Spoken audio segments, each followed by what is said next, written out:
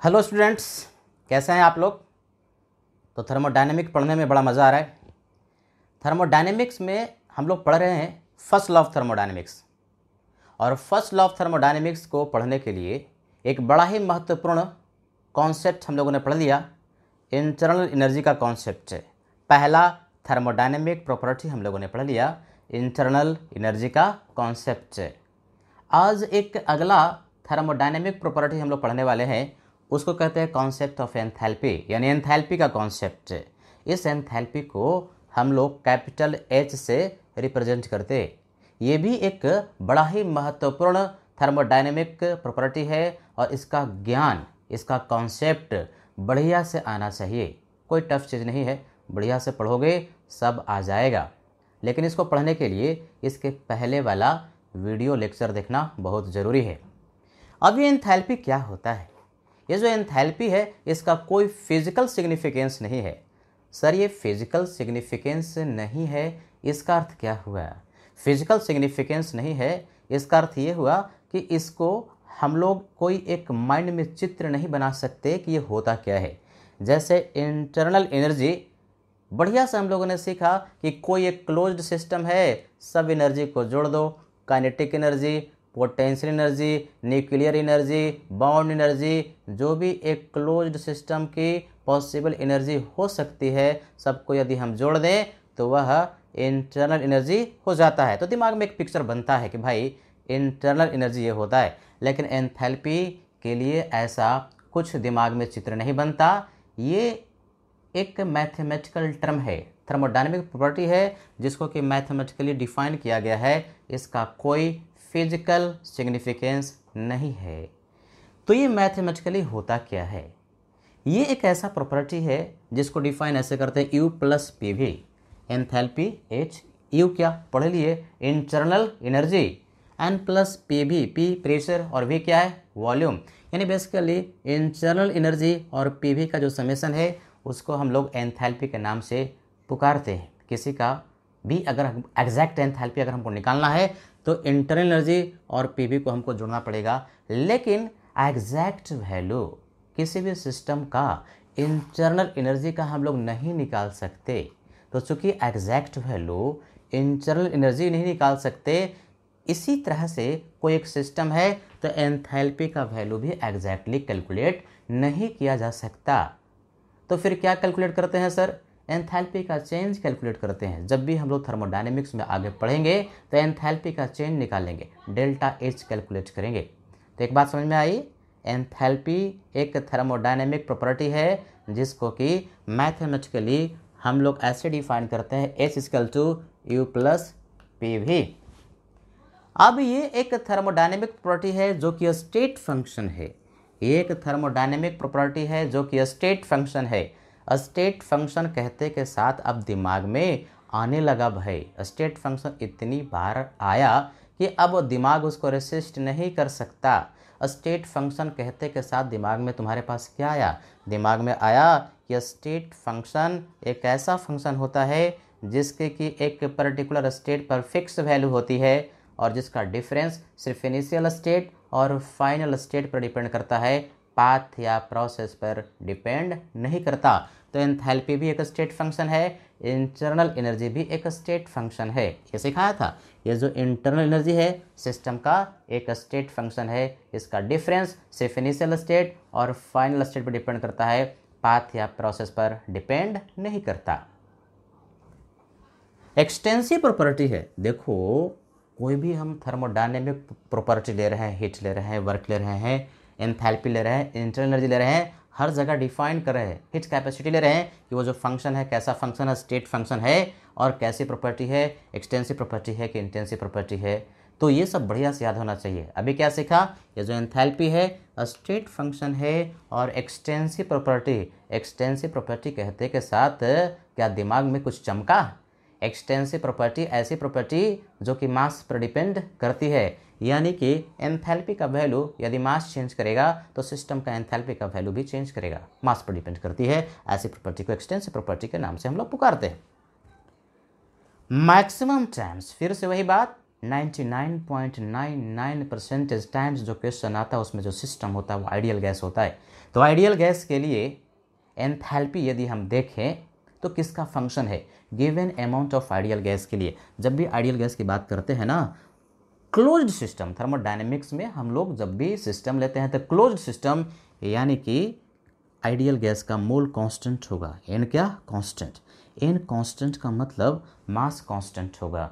मोल constant तो mass constant, यानी मास का ट्रांसफ़र नहीं होगा। मास का ट्रांसफ़र नहीं होने का मतलब सिस्टम कैसा है, क्लोज्ड है। तो देखो भाई, लास्ट लेक्चर में सिखाया था कि ये जो इंटरनल एनर्जी है, ये जो इंटरनल एनर्जी है given number of mole of ideal gas के लिए सिर्फ टेम्परेचर पर डिपेंड करता है। याद है, याद है कि नहीं?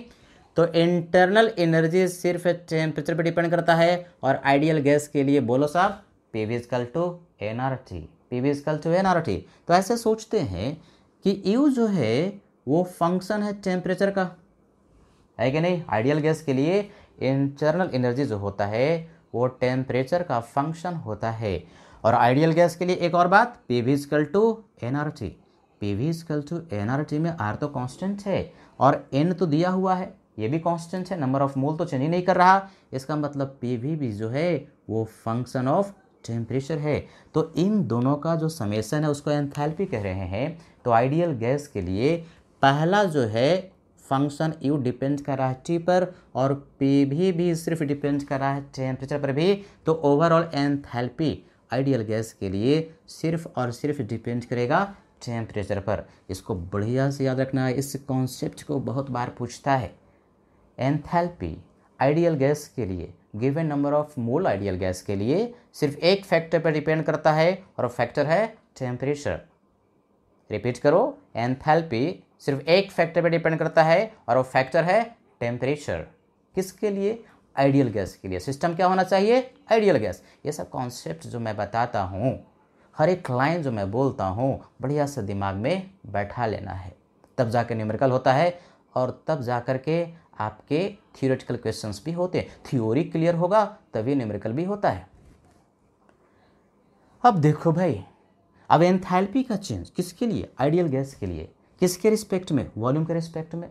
या एंथैल्पी का चेंज किसके रिस्पेक्ट में, प्रेशर के रिस्पेक्ट में। ऐसे मैथमेटिक्स में लिखा रहता है तो इसको देख के घबरा नहीं जाना है। बड़ा सिंपल सी चीज़ है। डिफरेंशियल का मतलब क्या, चेंज। एंथैल्पी का चेंज किसके रिस्पेक्ट में, वॉल्यूम के रिस्पेक्ट में। यानी यदि हम वॉल्यूम चेंज करेंगे तो एंथैल्पी के चेंज पर क्या प्रभाव पड़ेगा। यदि T कांस्टेंट है, ब्रैकेट के बाद कोई पैरामीटर इस तरह से लिखता है ना, इसका मतलब वो पैरामीटर कांस्टेंट है। तो यहाँ पर T क्या है, कांस्टेंट। यहाँ पर T क्या है, कांस्टेंट। यानी कि आइडियल गैस का, ध्यान से सुनो, आइडियल गैस का टेम्परेचर कांस्टेंट है और यदि उसका वॉल्यूम चेंज करें या प्रेशर चेंज करें फिर भी एंथैल्पी के वैल्यू में कोई चेंज नहीं होगा। सोचने वाली बात है ना, क्यों? क्योंकि T तो कांस्टेंट है और एंथैल्पी सिर्फ टेम्परेचर का ही फंक्शन है। तो जब T कांस्टेंट है, बाकी दूसरा पैरामीटर हम चेंज करेंगे भी तो एंथैल्पी तो चेंज नहीं करेगा। क्यों? क्योंकि T कांस्टेंट है और एंथैल्पी चेंज तभी करेगा जबकि T आपका चेंज करेगा। तो इसको बढ़िया से याद कर लेना है। मल्टीपल चॉइस क्वेश्चंस में ये जो इस तरह से लिखे हैं बहुत बार पूछता है। यानी बेसिकली हम लोगों ने यहाँ पर क्या सीखा, एंथैल्पी एक थर्मोडायनेमिक प्रॉपर्टी है, पहली बात। फिजिकल सिग्निफिकेंस कुछ नहीं है, मैथमेटिकली ये U प्लस PV के बराबर होता है, स्टेट फंक्शन है, एक्सटेंसिव प्रॉपर्टी है। और आइडियल गैस के लिए एंथैल्पी का वैल्यू सिर्फ और सिर्फ डिपेंड करता है टेम्परेचर पर। यानी कि अगर T कांस्टेंट तो एंथैल्पी के वैल्यू में कोई चेंज नहीं होगा। किसके लिए, आइडियल गैस के लिए। यानी differential of enthalpy with respect to volume या with respect to pressure at constant temperature 0 के बराबर होता है।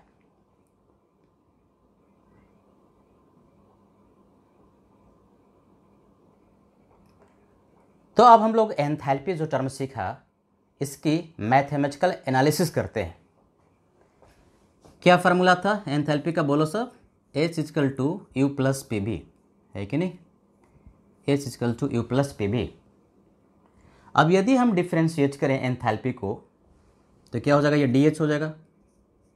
किसी के रिस्पेक्ट में भी डिफ्रेंशिएट कर दें राइट हैंड साइड में क्या हो जाएगा, डी हो जाएगा। और क्या हो जाएगा, देखो ये दो फंक्शन है, तो दो फंक्शन का मल्टीप्लिकेशन है, और उसको यदि आप डिफ्रेंशिएट करते हैं तो उसका एक रूल है, पहला function multiplied by differential of दूसरा फंक्शन, प्लस दूसरा function multiplied by differential of first function. इस तरह से लिखते हैं, ये मैथमेटिक्स का रूल है। अब डी को हम लोग लिख सकते हैं, फर्स्ट लॉ ऑफ थर्मोडायनेमिक्स पढ़ लिया, इसके जस्ट पहले वाला लेक्चर में फर्स्ट लॉ ऑफ थर्मोडायनेमिक्स अगर देखोगे फिर से, अगर भूल गए हो तो रिवाइज करो। D is equal to D Q minus P D V, D का वैल्यू यहाँ पर पुट कर दिया, plus P D V and plus V D P. कुछ टर्म कॉमन है क्या, ये पी डी वी कॉमन है, क्या हो गया, ये कैंसिल हो गया। यानी बेसिकली डी एच के लिए हमारे पास एक फार्मूला है, D Q and plus V D P. ये जो फार्मूला आया एंथैल्पी के चेंज का, इसको एक स्पेशल केस में देखेंगे। इफ प्रेशर कांस्टेंट है, पी का वैल्यू कांस्टेंट है, यानी सिस्टम का यदि प्रेशर कांस्टेंट रखा जाए तो ऑब्वियस सी बात है कि डीपी यानी चेंज इन प्रेशर क्या होगा, जीरो होगा। तो ऐसे केस में डीएच का वैल्यू कांस्टेंट प्रेशर पर, डीएच का वैल्यू कांस्टेंट प्रेशर पर, पी इधर लिखा, इसका मतलब क्या, प्रेशर कांस्टेंट है, और ये वाला टर्म क्या हो जाएगा, जीरो, वीडीपी जीरो। तो ये डी क्यू के बराबर, और डी क्यू लिख करके यहाँ पर पी लिख दिया, इसका मतलब क्या, प्रेशर कांस्टेंट है। इसी को लेफ्ट वाला इंटीग्रेट करोगे तो डी एच का वैल्यू डेल्टा एच हो जाएगा, और राइट वाले को इंटीग्रेट करोगे डी क्यू को तो ये क्यू हो जाएगा, क्यू पी हो जाएगा। तो यहाँ से एक बड़ा ही महत्वपूर्ण सूत्र आ रहा है, very very important, very very very important. Delta H का वैल्यू यानी एंथैल्पी का चेंज का वैल्यू कांस्टेंट प्रेशर पर, एंथैल्पी का चेंज का वैल्यू कांस्टेंट प्रेशर पर हीट ट्रांसफर के बराबर होता है। ये जो क्यूपी है ये है क्या, heat transferred at constant pressure.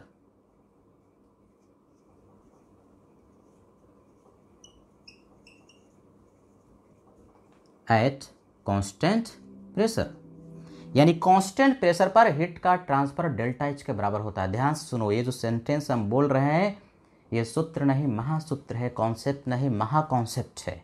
क्या बोल रहे हैं, हीट का ट्रांसफर कांस्टेंट प्रेशर पर, हीट का ट्रांसफर कांस्टेंट प्रेशर पर डेल्टा एच के बराबर होता है। साथ में बोलो सब, हीट का ट्रांसफर कांस्टेंट प्रेशर पर डेल्टा एच के बराबर होता है।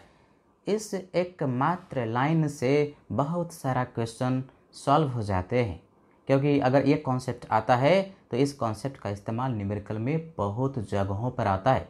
कांस्टेंट प्रेशर दिया रहेगा, हीट का ट्रांसफ़र दिया रहेगा, कितना हीट का ट्रांसफ़र हुआ, और उसमें आपको डेल्टा एच का वैल्यू की ज़रूरत पड़ेगी।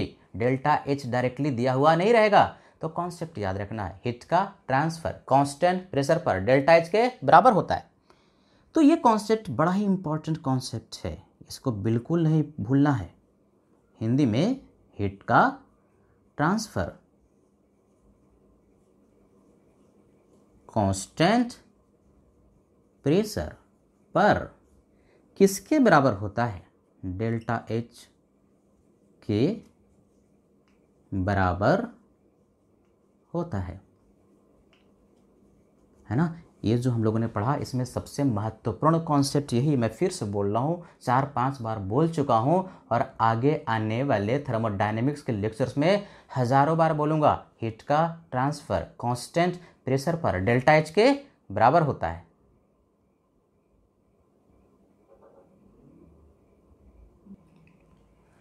अब हम लोग न्यूमेरिकल पर्पस से एंथैल्पी को पढ़ते हैं। देखो बड़ा इंपॉर्टेंट पॉइंट यहाँ लिखा है, for given amount of substance. कभी भी हम लोग कहते हैं गिवन अमाउंट ऑफ सब्सटेंस है, इसका मतलब क्या, सिस्टम क्लोज्ड है। इसका अर्थ ये भी हुआ कि मास का ट्रांसफर नहीं होगा, मास कांस्टेंट है। If there is no chemical reaction, chemical reaction नहीं हो रहा, एंड नो फेज चेंज नहीं हो रहा। कुछ पढ़ा लग रहा है, कुछ देखा लग रहा है कि कहीं न कहीं हम लोगों ने इसके पहले वाला लेक्चर में ऐसा ही कुछ पढ़ा है। बिल्कुल पढ़ा है।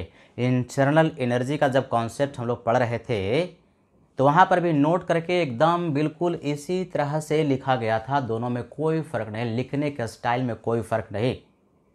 If there is no chemical reaction and no phase change, वहाँ पर हमने कहा था कि इस सेंटेंस को बहुत बार बोलेंगे। मैं फिर आज कह रहा हूँ कि इस सेंटेंस को मैं थाउजेंड्स टाइम बोलूँगा जब तक थर्मोडायनेमिक्स चलता रहेगा। यदि केमिकल रिएक्शन नहीं हो रहा, फेज चेंज नहीं हो रहा, तभी ये फार्मूला जो लिखा गया वैलिड है, अदरवाइज ये फार्मूला वैलिड नहीं है। बताने के पहले ये बता दें कि 4 फार्मूला में से अगर नीचे वाला 3 भूल गया तो आपको दिक्कत नहीं होगी, लेकिन ये पहला फार्मूला सूत्र नहीं, महासूत्र है। This is very very important. 99.9999 यानी ऑलमोस्ट 100% टाइम्स क्वेश्चन जो होगा उसमें जो सिस्टम होगा आइडियल गैस होगा, और आइडियल गैस का ही क्वेश्चन पूछता है। तो ये फार्मूला बिल्कुल नहीं भूलना है, बड़ा सिमेट्रिकल है। जैसे इंटरनल एनर्जी के लिए 4 केस लिया था, एंथैल्पी के लिए एग्जैक्टली उसी तरह से हम लोग 4 केस ले रहे हैं। पहला केस आइडियल गैस, सिस्टम क्या है, आइडियल गैस, किसका वैल्यू, डेल्टा एच का क्या फार्मूला है, NCP डेल्टा टी, पहला फार्मूला। और दूसरा फार्मूला क्या, delta H equal to NCP dt का इंटीग्रेशन T1 से लेकर के T2 तक। सर ये 2 फार्मूला, पहला फार्मूला तब इस्तेमाल करेंगे, ध्यान से सुनो, पहला फार्मूला तब यूज करेंगे जबकि Cp कांस्टेंट होगा। दूसरा फार्मूला तब इस्तेमाल करेंगे जबकि Cp टेम्परेचर पर डिपेंड करेगा।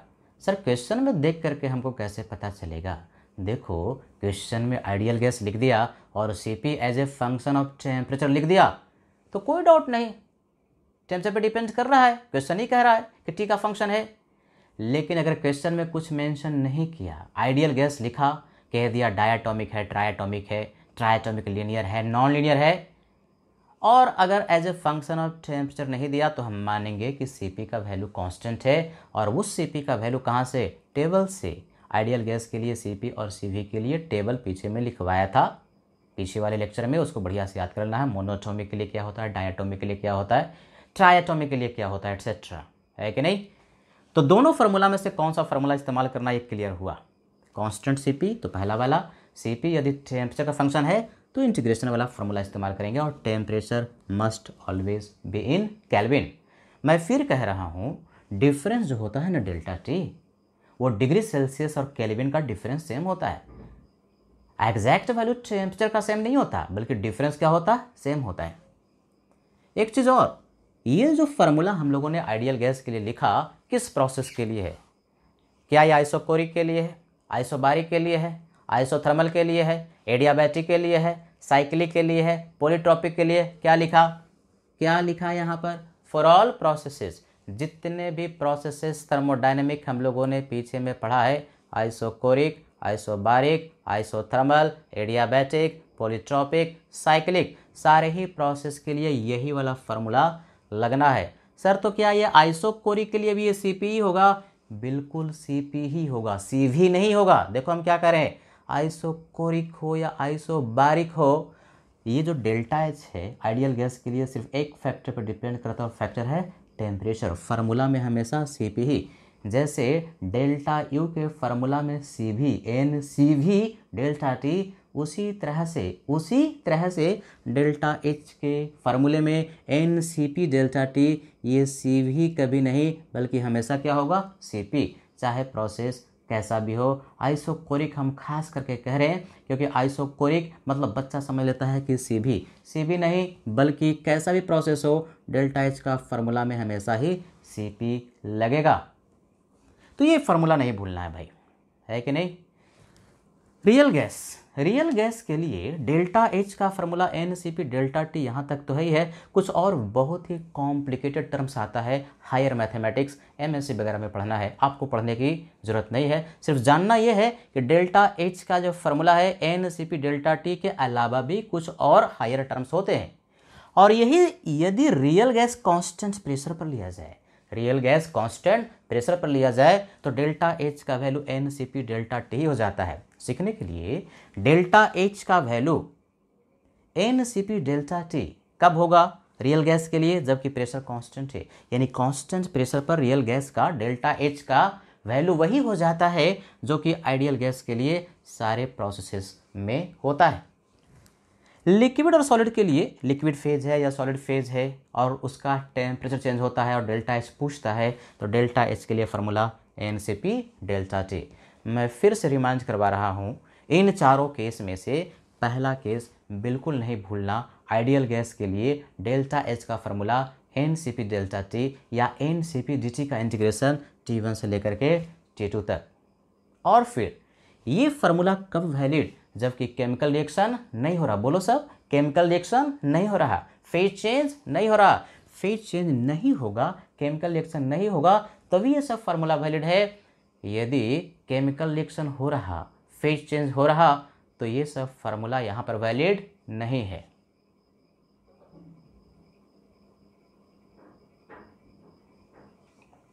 तो एंथैल्पी के कॉन्सेप्ट को अब हम लोग न्यूमेरिकल से समझेंगे।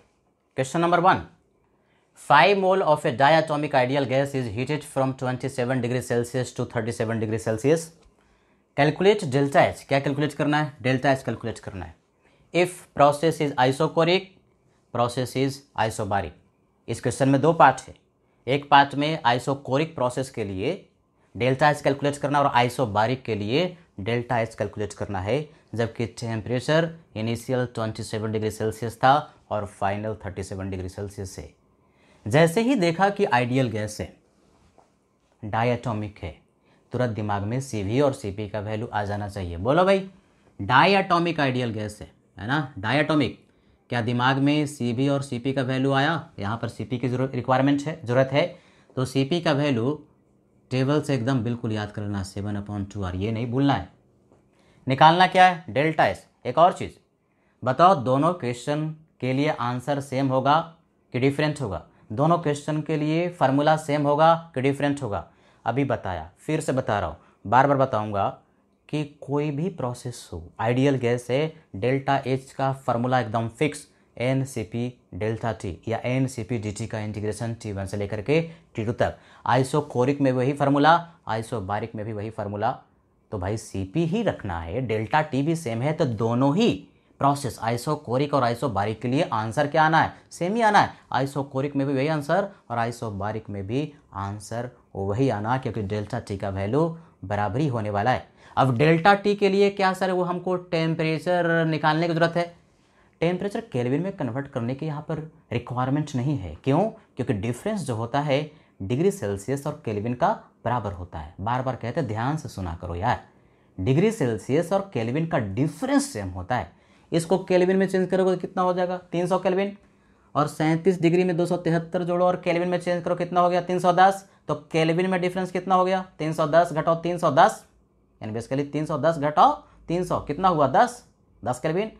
और डिग्री सेल्सियस में भी 37 में 27 को माइनस करो तो 10 डिग्री सेल्सियस, यानी केल्विन में भी डिफरेंस 10 और डिग्री सेल्सियस में भी डिफरेंस 10 के बराबर ही है। डिफरेंस हमेशा सेम होता है।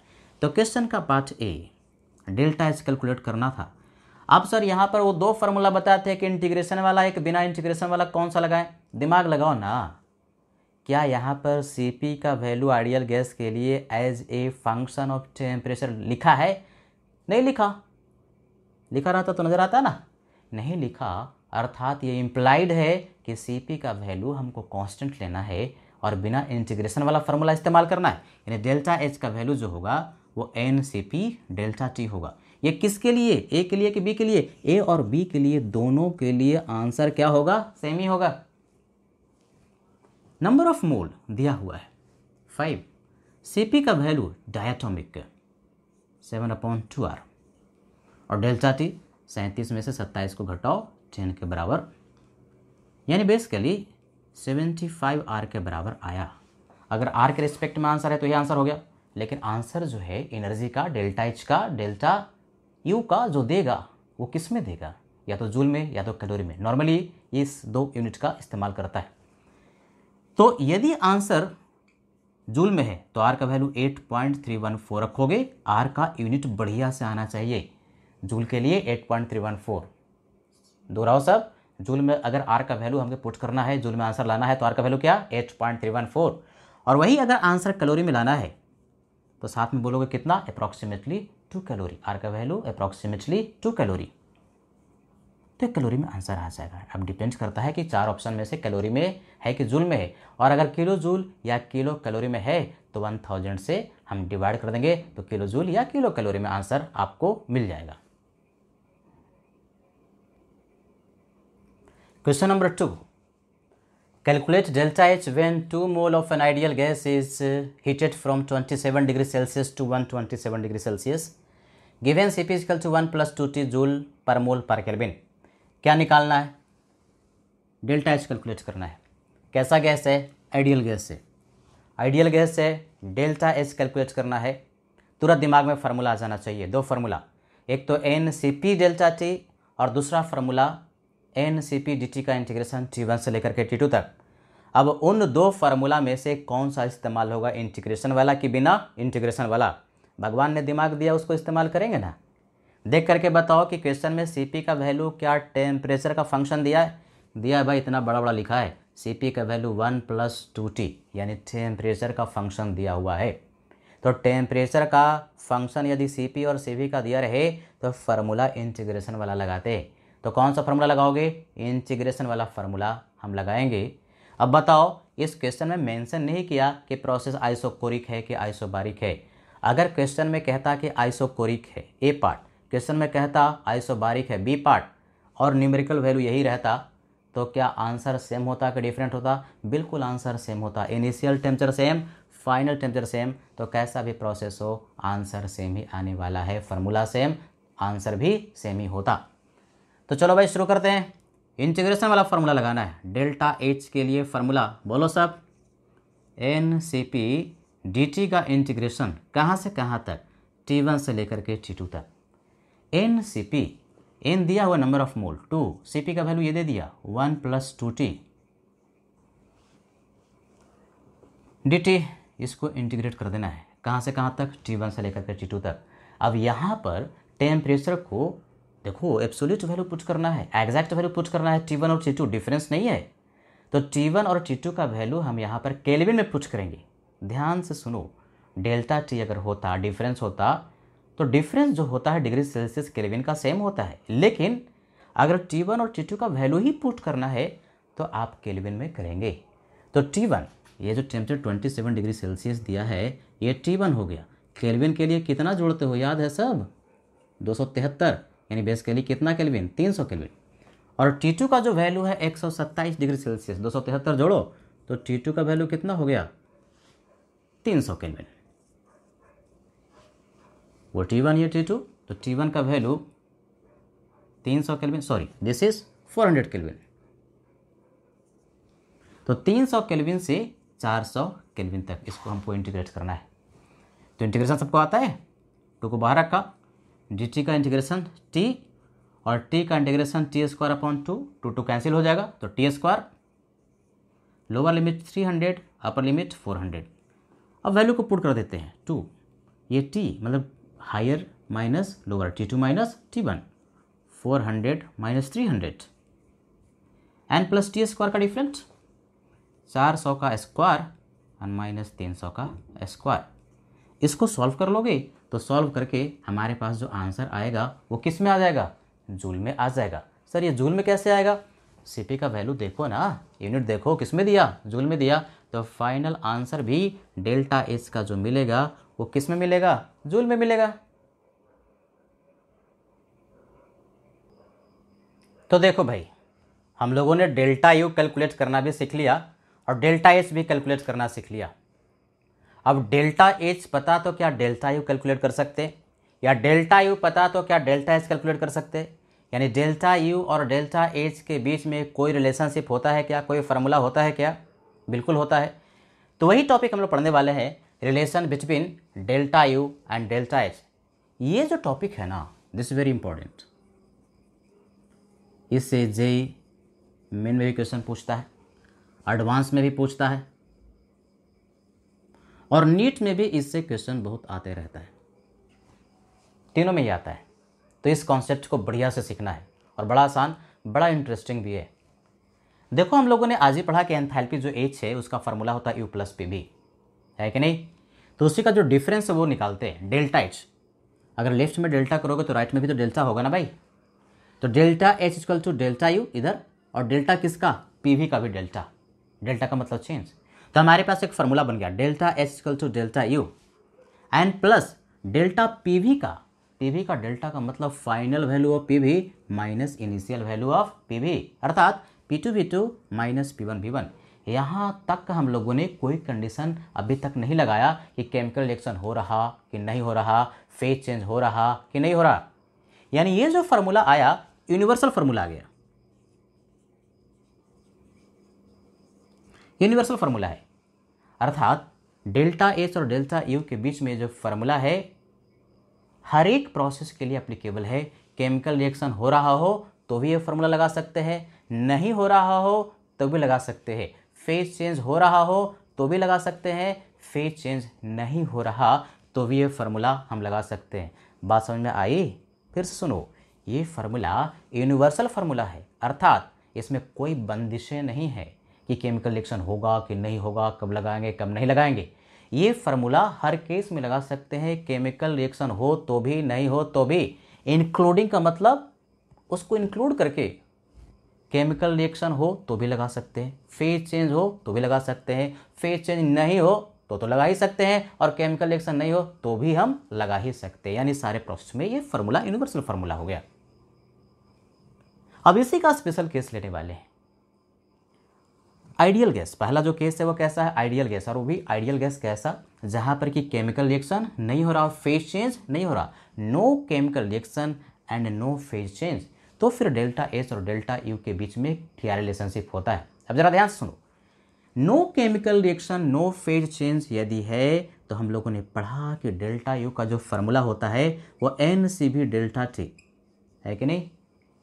रिपीट करो, केमिकल रिएक्शन नहीं हो रहा, फेज चेंज नहीं हो रहा, तो डेल्टा यू के लिए, आइडियल गैस के लिए हमेशा फॉर्मूला क्या सिखाया था, NCB डेल्टा टी। इसी तरह से डेल्टा एच का फॉर्मूला, केमिकल रिएक्शन नहीं हो रहा, फेज चेंज नहीं हो रहा, तो हमेशा ही सारे प्रोसेस के लिए NCP delta T. Delta U में CV, डेल्टा एच में CP, फर्क देखना है। तो डेल्टा एच मिल गया, डेल्टा यू मिल गया, तो यहाँ से रिलेशनशिप स्टैब्लिश तो कर ही सकते हैं ना भैया, delta H upon delta U divide कर दो, तो n डेल्टा टी क्या हो जाएगा, कैंसिल हो जाएगा, तो ऊपर में आ जाएगा CP और नीचे में आ जाएगा CV। CP और CV का रेशियो को हम लोग गामा कहते हैं, पॉइसन रेशियो कहते हैं। पीछे वाला लेक्चर में जब टेबल सिखाया था CP और CV का कैलकुलेट करना और याद रखना सिखाया था, वहाँ पर ये भी सिखाया था कि CP और CV के रेशियो क्या बोलते हैं, पॉइसन रेशियो कहते हैं। तो अगर डेल्टा यू पता और CP अपॉन CV का रेशियो पता आइडियल गैस के लिए, यानी गामा पता, तो डेल्टा एच का वैल्यू यहाँ से हम कैलकुलेट कर सकते हैं, यानी एक रिलेशनशिप आ गया। एक और इस फॉर्मूले से ज़रा देखते हैं भाई, delta H it is equal to, इस फॉर्मूले में क्या है, डेल्टा यू। अब डेल्टा एच तुमको पता है कि क्या होता है, NCP डेल्टा टी। इस फॉर्मूले को रख दिया, delta H NCP delta T, और डेल्टा यू क्या, NCB डेल्टा टी है कि नहीं, NCB delta T n plus PV का डेल्टा। कैसा गैस है, आइडियल गैस, तो आइडियल गैस के लिए फार्मूला याद है, PV इक्वल टू NRT। यानी basically NR delta T ideal gas है, केमिकल रिएक्शन नहीं हो रहा, फेज चेंज नहीं हो रहा, तो मोल चेंज नहीं करेगा, तो चेंज क्या कर सकता है, PV का अगर डेल्टा लोगे तो चेंज करेगा डेल्टा टी। यानी बेसिकली NRT का डेल्टा लेंगे तो NR बाहर निकल जाएगा, NR डेल्टा टी। तो ये डेल्टा टी क्या हो गया, कैंसिल हो गया, तो NCP equal to NCB plus NR। अब N को भी कैंसिल कर दो, N नंबर ऑफ मोल को कैंसिल कर दो, तो पीछे में सिखाया था आइडियल गैस के लिए CP माइनस CV, CV को इधर ले जाओ, क्या हो गया R। तो आज हम लोगों ने प्रूफ भी कर लिया कि ये जो मोलर हीट कैपेसिटी का जो डिफरेंस है, मोलर हीट कैपेसिटी का जो डिफरेंस है आइडियल गैस के लिए R के बराबर CP minus CV equal to R के बराबर होता है। सर ये 2 मोल के लिए डिफरेंस क्या होगा, अब 2 मोल कहेंगे ना, ध्यान से सुना करो मेरी बात, पूरा लेक्चर देखा करो, स्किप कर करके नहीं, कुछ समझ में नहीं आएगा फिर। CP CV का डिफरेंस का मतलब मोलर हीट कैपेसिटी, मोलर का मतलब 1 मोल का, तो 1 मोल के लिए R होता है, 2 मोल के लिए फिर हम मोलर हीट कैपेसिटी नहीं कहेंगे, 2 मोल के लिए हीट कैपेसिटी का डिफरेंस फिर कितना हो जाएगा, 2R। NR NCP NN लग जाएगा, तो 2 मोल के लिए कितना हो जाएगा, 2R। n मोल के लिए nr हो जाएगा। लेकिन तब हम फिर मोलर हीट कैपेसिटी नहीं कहेंगे। मोलर हीट कैपेसिटी का शाब्दिक अर्थ ही होता है कि एक मोल के लिए तो Cp माइनस Cv का डिफरेंस R के बराबर होता है। तो केस सेकंड देखते हैं। आइडियल गैस ही है, लेकिन सेकेंड केस में अंडरगोइंग केमिकल रिएक्शन और फेज चेंज लिखा है। मतलब आइडियल गैस है तो उसका या तो केमिकल रिएक्शन हो रहा या तो फेज चेंज हो रहा है।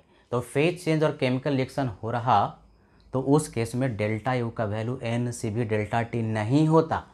डेल्टा H का फार्मूला NCP डेल्टा टी नहीं होता। देखो हम कितनी बार बताए, हज़ारों बार बताए, फिर बता रहे हैं कि अगर केमिकल रिएक्शन नहीं होता, फेज चेंज नहीं होता, तो डेल्टा यू का फार्मूला आइडियल गैस के लिए NCB डेल्टा टी होता है और डेल्टा H का फार्मूला NCP डेल्टा टी होता है। लेकिन यदि केमिकल रिएक्शन और फेज चेंज हो रहा तो वो दोनों फार्मूला नहीं होता, एप्लीकेबल नहीं है। तो फिर कौन सा फार्मूला है देखते हैं भाई। देखो अभी हम लोगों ने एक यूनिवर्सल फार्मूला लिया था, है कि नहीं? वो फार्मूला क्या था? Delta H equal to delta U and plus delta of P V, ये फार्मूला लिए।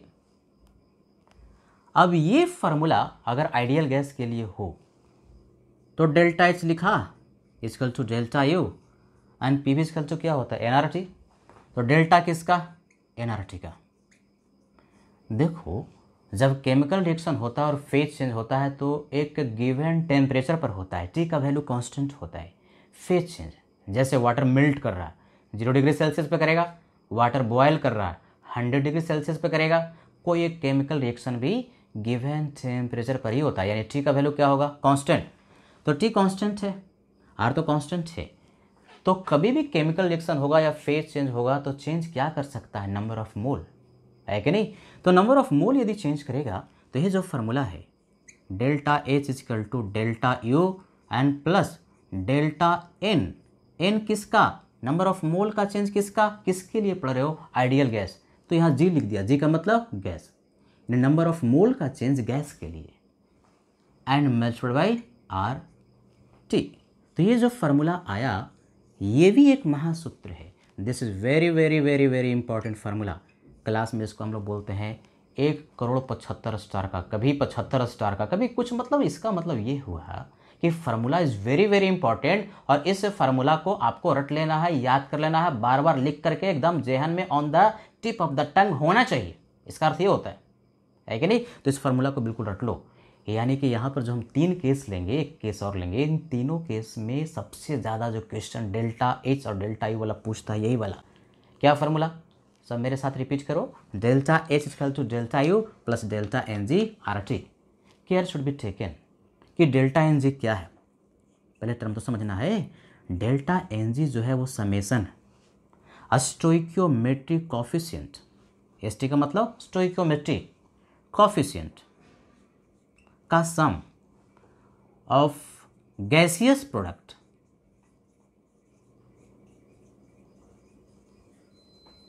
देखो क्या लिखा, गैसियस, यानी कि सिर्फ गैस को हम नंबर ऑफ मोल में काउंट करेंगे। स्टोइकोमेट्रिक कॉफिशिएंट को जब हम जोड़ेंगे तो सिर्फ गैस का लेंगे, लिक्विड और सॉलिड को नहीं लेंगे। Minus summation stoichiometric coefficient of gaseous reactants.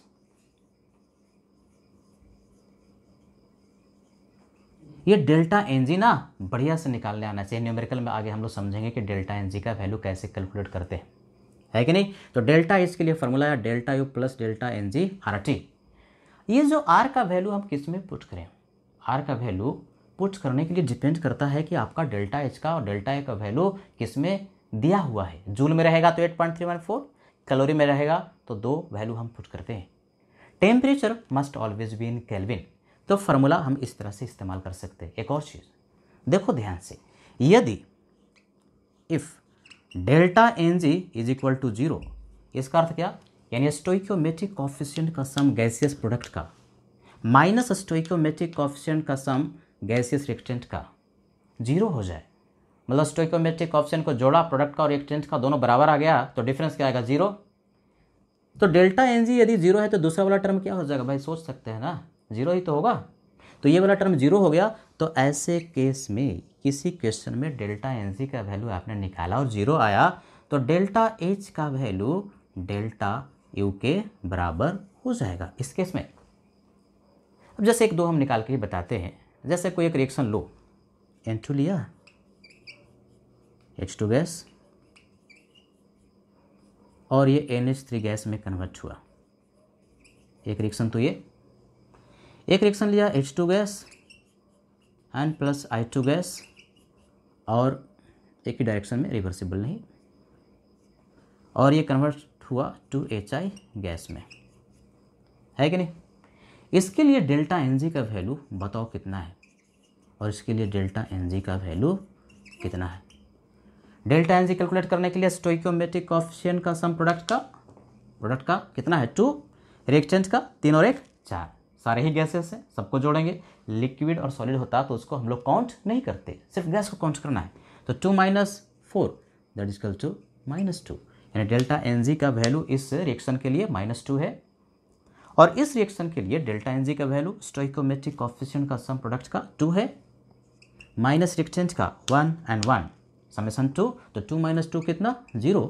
अर्थात दूसरा वाला रिएक्शन में जो डेल्टा एन का वैल्यू है 0 आया तो इस रिएक्शन के लिए यहाँ डेल्टा एच अगर दिया है और डेल्टा यू पूछता है, या डेल्टा यू दिया डेल्टा एच पूछता है, तो डेल्टा एच का वैल्यू डेल्टा यू के बराबर होगा। कब? जबकि डेल्टा एन का वैल्यू 0 है।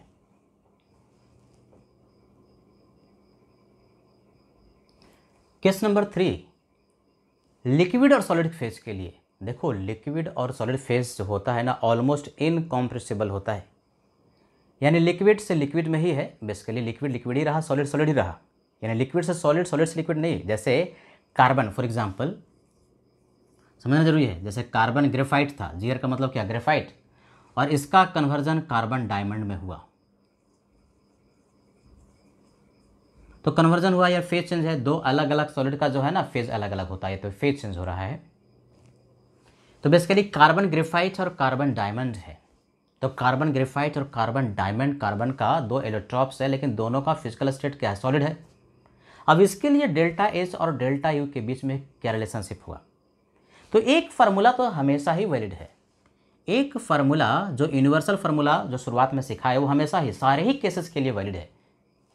तो उस फार्मूला को तो लिखेंगे ही, delta H equal to delta U and plus क्या P2V2 एंड माइनस P1V1।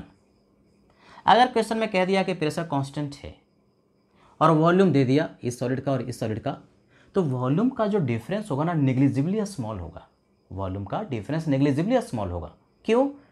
क्योंकि सॉलिड जो होता है और लिक्विड जो होता है बहुत ज़्यादा उसका वॉल्यूम चेंज नहीं होता है, इसका मतलब वॉल्यूम नेग्लिजिबली स्मॉल चेंज होता है नॉट कॉम्प्रेसिबल होने की वजह से। तो P2V2 minus P1V1 this will be negligibly small, यानी व्हाट दिस टेंड्स टू 0। तो ऐसे केस में डेल्टा एच का वैल्यू और डेल्टा यू का वैल्यू अप्रॉक्सीमेटली सेम हो जाता है। अप्रॉक्सीमेटली डेल्टा एच और डेल्टा यू का वैल्यू ऐसे केस में सेम हो जाता है, जबकि केस लिक्विड का हो या सॉलिड का हो। रीजन क्या? लिक्विड और सॉलिड ऑलमोस्ट इनकॉम्प्रेसिबल। अंग्रेजी में इनकॉम्प्रेसिबल का अर्थ ये होता है इसको हम कंप्रेस नहीं कर सकते, तो लगभग इनकॉम्प्रेसिबल होता है, यानी उसका वॉल्यूम बहुत ज़्यादा चेंज नहीं होता। तो ऐसे केस में याद रखना है डेल्टा एच और डेल्टा यू अप्रॉक्सीमेटली बराबर होगा।